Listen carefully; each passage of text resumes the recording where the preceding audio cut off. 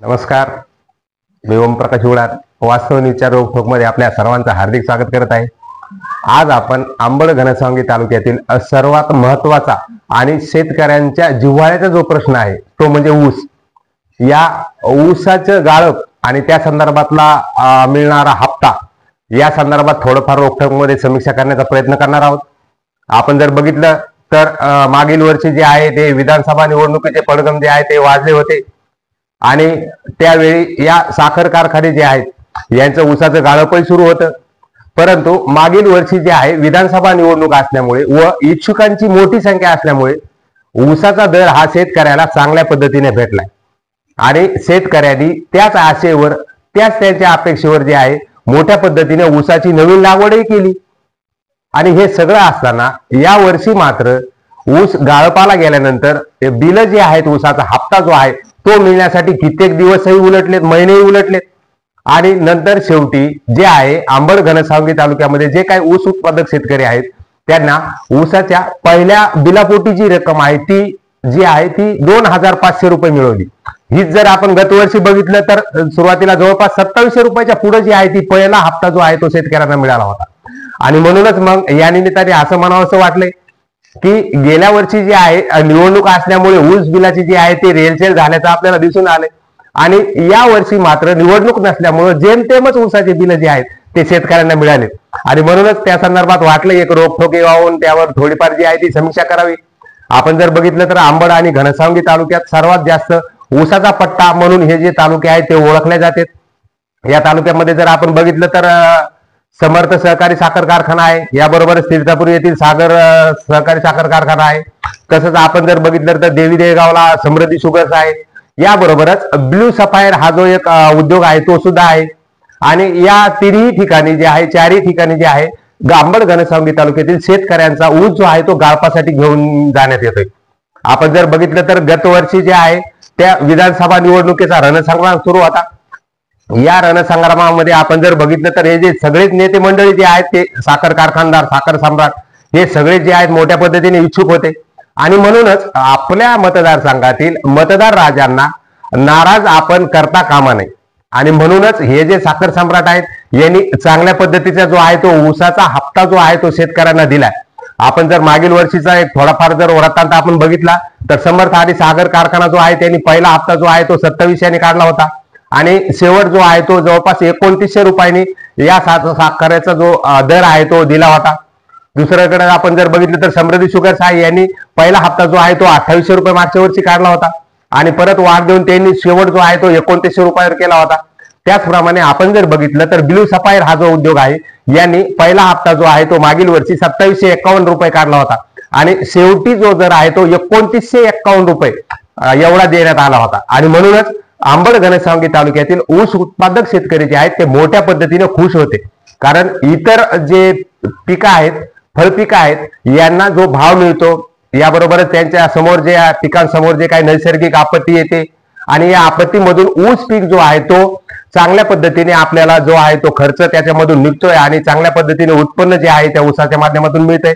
आणि म्हणूनच मागच्या वर्षी जे आहे ते अतिवृष्टी झाली होती आणि शेतकऱ्यांनी हे जे साखर कारखानदार आहेत यांनी चांगल्या पद्धतीचा मागील वर्षी जो आहे तो जवळपास 2951 पर्यंत जो भाव आहे तो शेतकऱ्यांना मिळालाय आणि म्हणूनच या शेतकऱ्यांनी मोठ्या पद्धतीने ऊसाची लागवड केली। आता नुकत्याच जे आहे त्या विधानसभा निवडणुका होऊन गेल्या त्यांचे निकालही लागलेत। निकाल झाल्यानंतर अनेक ठिकाणी जे आहे ते ऊसाचं राजकारण काही अंशी जे आहे ते चालताना दिसत आहे। मग याला नेमकं कोण पाठीशी घालते, याला जबाबदार कोण आहेत, अधिकारी कर्मचारी आहेत का, हे साखर कारखानदार आहेत ते साखर सम्राट आहेत का त्यांचे कार्यकर्ते आहेत हेही कळायला तयार नाही। परंतु काही अंशी जे आहे ऊसाचं राजकारण हे जे आहे ते चालताना दिसून येते। आपण जर बघितलं तर ठिकठिकाणी शेतकरी आपला ऊस जो आहे तो कारखान्याला घालण्यासाठी धडपड करताना दिसतोय। दुसरीकडे जवळपास 2 महिन्याच्या नंतर जे आहे या वर्षी ऊस गाळपाला गेल्याच्या नंतर जे आहे ते ऊसाचे बिल जे आहेत ते शेतकऱ्यांच्या हातामध्ये पडले, ते काहीतरी 15 दिवसाचे जे आहेत ते काढले तर अशी माहिती मिळते। आणि या वर्षी जो आहे ऊस दराचा जो कोंडी आहे ती जवळपास 2 महिन्यानंतरच सुटली आहे आणि सुटूनही या जे आपण जर बघितलं समर्थ आणि सागर यांनी जो पहिला हप्ता जो आहे ऊसाचा काढलाय तो काढलाय 2500 रुपयांनी। दुसरीकडे समृद्धी शुगर्स यांनी ऊसाचा हप्ता काढलाय आणि त्यांनी 2500 रुपये जो आहे तो दर दिलाय आणि म्हणूनच शेतकरी राजामध्ये खळबळ जी आहे ती चालू झाली, त्यांची वेगवेगळी जी आहे ती चर्चा चालू झाली. कारण मागच्या वर्षीच्या तुलनेत ह्या वर्षी ऊसाला जो आहे तो भाव कमी मिळण्याची मोठी शक्यता जी वर्तवल्या जाते.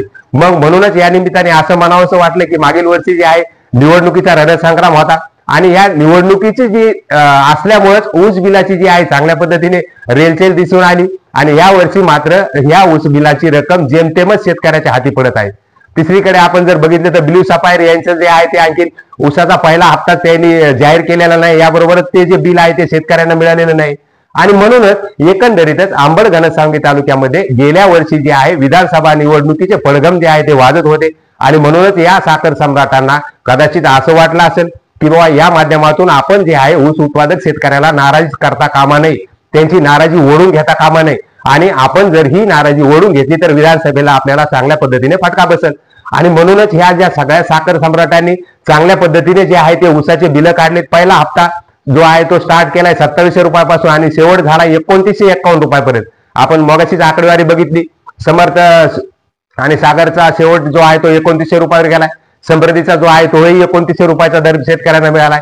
याबरोबरच ब्ल्यू सफायरचा 2951 रुपये एवढा जो भाव आहे तो मागील वर्षी मिळालाय. आणि या वर्षी मात्र या ज्या साखर सम्राट आहेत, हे जे साखर कारखानदार आहेत, यावर्षी तर निवडणूक नाहीये, विधानसभेची मागच होऊन गेली आहे, त्यामुळे कदाचित त्यांना असं वाटलं असेल की आता जे आहे नाराजीचा जो काय आहे तो विषय जास्त समोर येणार नाही, म्हणूनच त्यांनी काय 2500 रुपयाचा पहिला हप्ता काढला की काय, असा बी प्रश्न उभा राहतोय. आणि या एकंदरीतच अंबड घनसावंगी तालुक्यामधील शेतकऱ्यामध्ये प्रचंड अशी नाराजीचा सूर जो आहे तो ठिकठिकाणी ऐकाव्यास येतो. कारण मागच्या वर्षीची तुलना शेतकरी या वर्षीच्या भावावर करणारच करणार. दुसरीकडे हे सगळं असताना आपण जर बघितलं तर बजरंग सोनवणे जे आहे त्यांचा जो येडेश्वरी साखर कारखाना आहे त्यांनी पहिला हप्ता जो आहे तो 2700 रुपये काढलाय.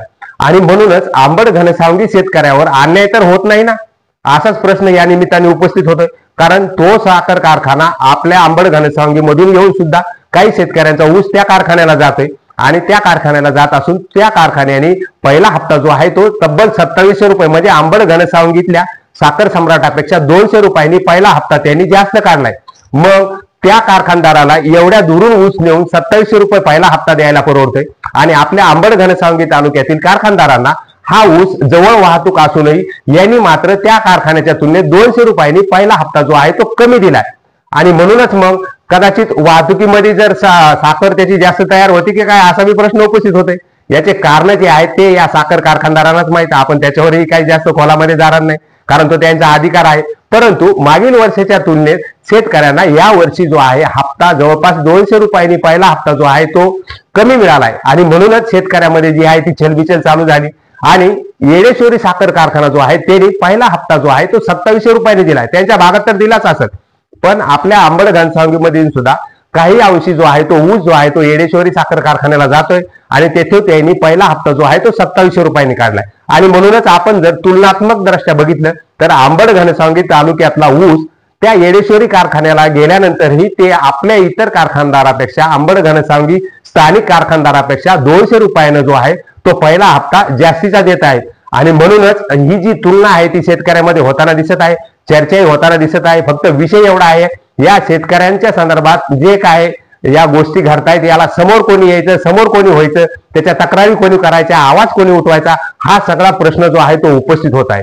आणि सोशल मीडियावर मोठ्या पद्धतीने हे जे बिल आहेत येडेश्वरीचे असतील किंवा आपल्या इकडच्या अंबड घनसावंगी तालुक्यातील साखर सम्राटांचे जे काही बिल असतील यांची तुलनात्मक दृष्ट्या तुलना जी आहे ती सोशल मीडियावर रंगताना दिसून येते.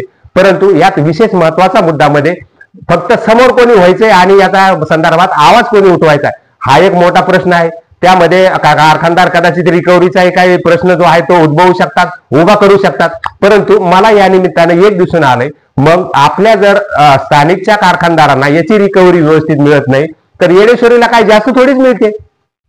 कारण ही जी तफावत जी आहे ती 200 रुपयाची फार मोठी रक्कम जी आहे ती ही आहे. आणि म्हणूनच जरी सुद्धा आपल्या रिकव्हरीचा जरी विषय असेल तर त्या कारखान्याला हाच आपल्याच अंबड घनसावंगी तालुक्यातला ऊस जातोय आणि ते कारखानदार जे आहेत पहिला हप्ता जो आहे तो 2700 रुपयाने देतात आणि आपले स्थानिक साखर कारखानदार जे आहेत ते 2500 रुपयाने देतात. मग हे जे 200 रुपयाची तफावत आहे याबरोबरच वाढ बिलं किती भेटणार आहेत हाही आणखी एक गुंडाळशाचा विषय आहे. कारण तो प्रश्नार्थक मध्ये आहे, कुठला कारखाना किती वाढ बिल देतोय हाही एक महत्वाचा विषय आहे. परंतु सद्यस्थितीत तरी अंबड घनसावंगी तालुक्यामध्ये हे ऊस उत्पादक शेतकरी आहे यांची चलबिचल चालू आहे, कारण एडीसरीचं जे काय बिल आहे ते सार्वजनिक होताना दिसून आले. आणि आपल्या इकडे समर्थ सागर आणि समृद्धी यांनी जी पहिला हप्ता काढलाय तो 2500 काढलाय. ब्ल्यू सफायरचं तर आणखी बिलही अद्यापर्यंत जे आहे ते अपडेट झालेलं नाही, वाटपही झालेलं नाही, शेतकऱ्यांना ते मिळालेलं नाही. ते शेवटी किती हप्ता काढतात तो बी एक महत्वाचा भाग राहणार आहे. परंतु सद्यस्थितीत तरी अंबड घनसावंगी तालुक्यातील हे जे साखर कारखानदार आहेत यांची तुलना येडेश्वरी साखर कारखान्याचे जे आहे बिल त्याच्याशी करताना हे जे आहे शेतकरी ऊस उत्पादक शेतकरी होताना दिसून येत आहेत. आणि ही चर्चा मोठ्या चवीने रंगते आहे. मग अनेक शेतकऱ्यांना असं वाटू लागले, मागच्या वर्षी जे आहे ऊसाला चांगल्या पद्धतीचा भाव मिळाला होता, 2700 रुपयापासून 2951 रुपयापर्यंत शेतकऱ्यांना भाव मिळाला. त्यामध्ये वेगवेगळ्या कारखानदारांनी वेगवेगळा रेट दिलाय. परंतु ब्ल्यू सफायर हे जे युनिट आहे हे मागच्या वर्षी त्याच्यामध्ये प्रथम क्रमांकावर असल्याचं आपल्याला दिसून आले. आणि आता या वर्षी मात्र कुठला साखर कारखाना किती शेतकऱ्यांना बिल देतोय, किती वाढीव देतोय याकडेही जे आहे जनतेचे लक्ष लागले.